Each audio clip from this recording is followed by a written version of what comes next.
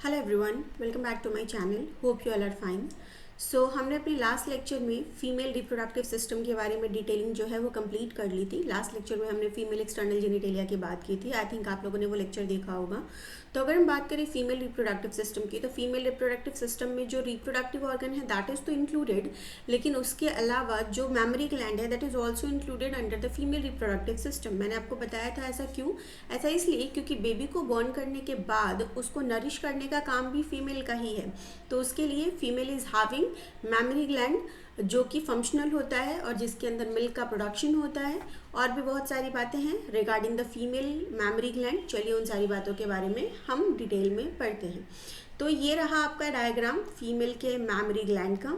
ठीक है, this is the mammary gland in a female. अगर हम बात करें फीमेल के मैमरी ग्लैंड के बारे में, तो फीमेल में जो मैमरी ग्लैंड है वो फंक्शनल होता है, दैट वी ऑल नो।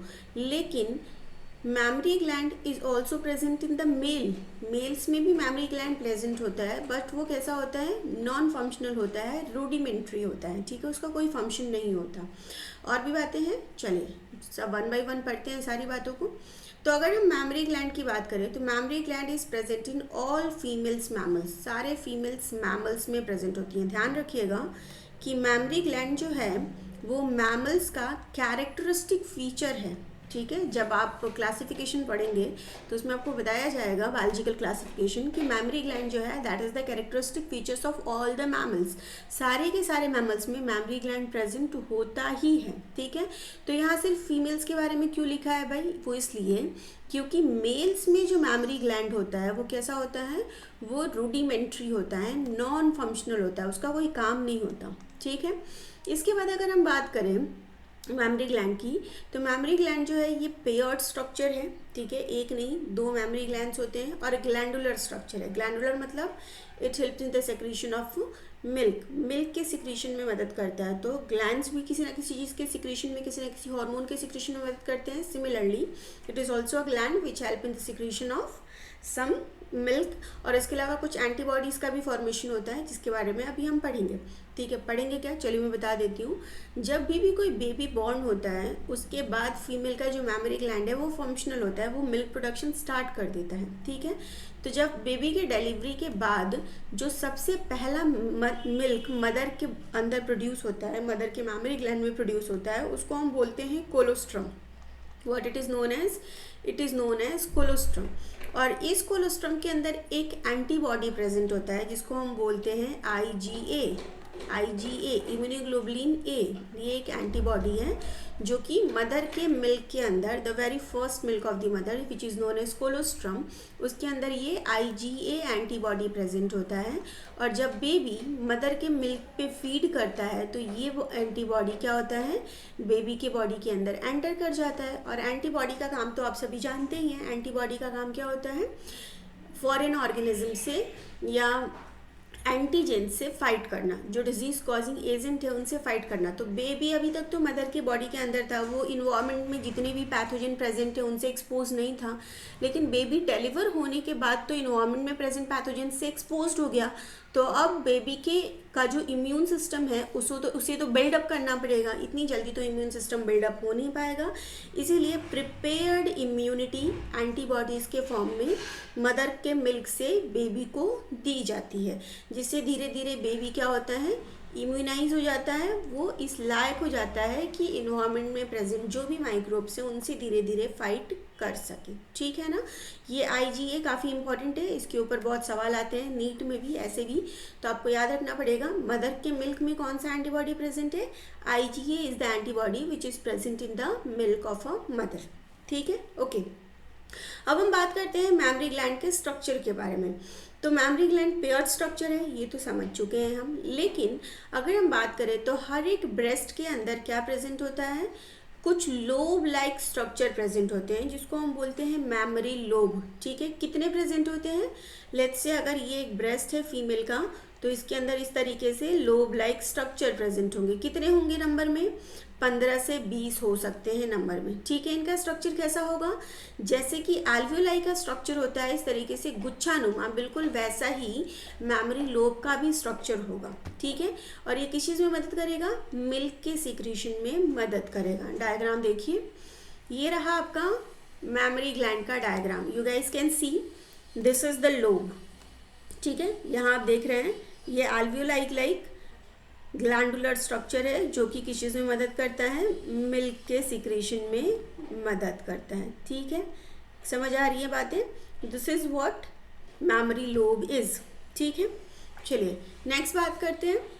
अगर नेक्स्ट बात करें तो जो alveoli होता है which is the sac like structure, वो ओपन होता है एक ट्यूब लाइक स्ट्रक्चर में जिसको हम बोलते हैं मैमरी ट्यूब्यूल। जैसे मान लीजिए ये alveoli है, ये सारे alveoli हैं, तो ये सब alveoli इस तरीके से ट्यूब लाइक स्ट्रक्चर में ओपन होंगे। ठीक है ना, लाइक दिस। ये ट्यूब लाइक स्ट्रक्चर जो है इसको हम क्या बोलेंगे, इसको हम बोलते हैं मैमरी ट्यूब्यूल। एम्प्टी लिख रही हूँ मैं, मैमरी ट्यूब्यूल। ठीक है, और आगे जाके ये जितने भी मैमरी ट्यूब्यूल्स हैं ये सब क्या होते हैं, ये सब कंबाइंड हो जाते हैं, और कंबाइंड होके व्हाट दे फॉर्म, कंबाइंड होके they will form memory duct. क्या बनाएंगे, मैमरी डक्ट। एमडी लिख रही हूँ। ठीक है, तो alveoli ओपन होगा मैमरी ट्यूब्यूल में, मैमरी ट्यूब्यूल बहुत सारे एक साथ कंबाइंड होके क्या बनाएंगे, मैमरी डक्ट बनाएंगे। ठीक है, मैमरी डक्ट जो है वो क्या करेगा, जब बहुत सारा मैमरी डक्ट एक साथ कंबाइंड होगा इस तरीके से मैमरी डक्ट, तो यहाँ पे एक साथ वो क्या फॉर्म करेंगे, दे फॉर्म मैमरी एम्पुला। ठीक है, पहले मैमरी ट्यूब्यूल, फिर mammary duct and then mammary ampulla. ठीक है, और इस मैमरी एम्पुला में ये जो मैमरी एम्पुला है ये किससे कनेक्ट होता है, ये जाके कनेक्ट होता है लैक्टिफेरस डक्ट से। लैक्टिफेरस डक्ट मतलब ऐसा डक्ट जो कि मिल्क के प्रोडक्शन में मदद करेगा।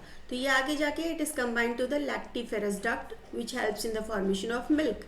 अब मिल्क क्या होगा, यहाँ आपके alveoli में मिल्क फॉर्म हुआ, मैमरी ट्यूब्यूल से निकला, मैमरी डक्ट में पहुँचा, मैमरी डक्ट से निकल के मैमरी एम्पुला में पहुँचा, वहाँ से पहुँचा मैमरी लैक्टिफेरस डक्ट में। ठीक है, इस तरीके से होता हुआ फाइनली किधर पहुँचेगा, फाइनली पहुँचेगा निपल के पास। ये देखिए आप क्या बोलते हैं, ऐसे निकला हुआ स्ट्रक्चर है, प्रोट्रूडेड स्ट्रक्चर है, दैट इज निपल। तो यहाँ तक पहुँचेगा और फिर बेबी इस निपल को सक करेगा जिससे कि क्या होगा, बेबी तक मिल्क पहुँच जाएगा। ठीक है, ये जो ऊपर उठा हुआ पोर्शन होता है फीमेल के मैमरी ग्लैंड में that is known as nipple. लेकिन निपल के आसपास जो है कुछ स्किन्स प्रेजेंट होती हैं, कुछ डार्क कलर की स्किन प्रेजेंट होती हैं। उस डार्क कलर की स्किन को हम क्या बोलते हैं, एरियोला बोलते हैं। That is known as what, that is known as areola. तो nipple is the protruded structure and areola is what, areola is the dark coloured skin surrounding the nipple. ठीक है, कई बार लोगों को लगता है कि that dark colour surrounded structure is areola also, but that is not correct. ठीक है ना, ओके। तो आई थिंक आपको ये सारी बातें जो हैं वो समझ आ रही होंगी, और मैमरी ग्लैंड का स्ट्रक्चर जो है वो भी आपको क्लियर हो रहा होगा। ठीक है, देख लेते हैं थोड़ी और बातें मैमरी ग्लैंड के बारे में। अगर मैं बात करूं मैमरी ग्लैंड की, तो मैमरी ग्लैंड कैसा स्ट्रक्चर है, it is a paired structure. ठीक है, ओके। कहाँ प्रेजेंट होता है, pectoral region on the ventral thoracic wall, हमारे वेंट्रल थोरेसिक वॉल के पेक्टोरियल रीजन में इट इज़ प्रेजेंट। ठीक है, अगर हम बात करें मैमरी ग्लैंड की तो it contain fatty connective tissue. किस चीज़ का बना होता है, फैटी कनेक्टिव टिश्यू का बना होता है, और इसके अंदर बहुत सारे लैक्टिफेरस डक्ट होते हैं, मतलब मिल्क प्रोड्यूस करने वाले डक्ट होते हैं। ठीक है, बहुत सारे ग्लैंडुलर टिश्यू जो हैं ब्रेस्ट के, उसके अंदर कैसी ग्लैंड होते हैं, alveoli लाइक ग्लैंड होते हैं जो कि मिल्क सिक्रीशन में मदद करते हैं। एक्चुअली मैमरी ग्लैंड होता क्या है, mammary gland actually is a modified sweat gland. What it is, जो हमारी स्वेट ग्लैंड है वो जब मॉडिफाई हो जाती है तो it forms what, it forms mammary gland. ठीक है, और ये किस चीज़ में मदद करेगा, मिल्क के प्रोडक्शन में मदद करेगा बेबी के डिलीवरी होने के बाद। ठीक है ना, ओके। इसके अलावा एक जो इम्पॉर्टेंट बात थी जो मैंने आपको बताई थी वो क्या, कि मदर के मिल्क में प्रेजेंट होता है एक antibody which is known as IgA, immunoglobulin A। ठीक है, जो कि किस चीज़ में मदद करता है, बेबी की इम्यूनिटी को बनाने में मदद करता है। कैसे, क्योंकि ये एंटीबॉडी जब बेबी के अंदर जाएगा तो वो उसकी इम्यूनिटी को स्ट्रॉन्ग करेगा, वो उसको मदद करेगा इन्फेक्शन से फाइट करने में। The very first milk produce by the mother is known as colostrum, जिसके अंदर ये एंटीबॉडीज़ बहुत ज़्यादा अमाउंट में प्रेजेंट होते हैं। ओके, तो आई थिंक आपको ये सारी बातें समझ आ गई होंगी। नेक्स्ट लेक्चर में हम पढ़ेंगे अबाउट द फीमेल का जो वो है, what it is called, female का जो मेंस्ट्रुएशन साइकिल है उसके बारे में हम डिटेल पढ़ेंगे। काफ़ी इंपॉर्टेंट है, बहुत ज़्यादा इंपॉर्टेंट है। ट्रस्ट में, अगर आप बायोलॉजी के स्टूडेंट हैं तो वो आपको हर जगह काम आने वाला है। मतलब सिर्फ अभी नहीं, ऐसा नहीं कि आप आपने ट्वेल्थ में पढ़ लिया तो दैट्स फाइन, नहीं। ट्वेल्थ में पढ़ने के बाद आपको, अगर आप मेडिकल करते हैं तो वहाँ ऑफ कोर्स काम आएगा। अगर आप नहीं भी करते हैं तो अगर आप graduation, post graduation, PhD, research वगैरह कुछ भी करना चाहते हैं तो उसके लिए भी that is extremely important topic. इसीलिए प्लीज़ नेक्स्ट लेक्चर मत मिस कीजिएगा। बाकी मिलते हैं नेक्स्ट क्लास में, तब तक के लिए bye bye guys, take care and God bless to all of you.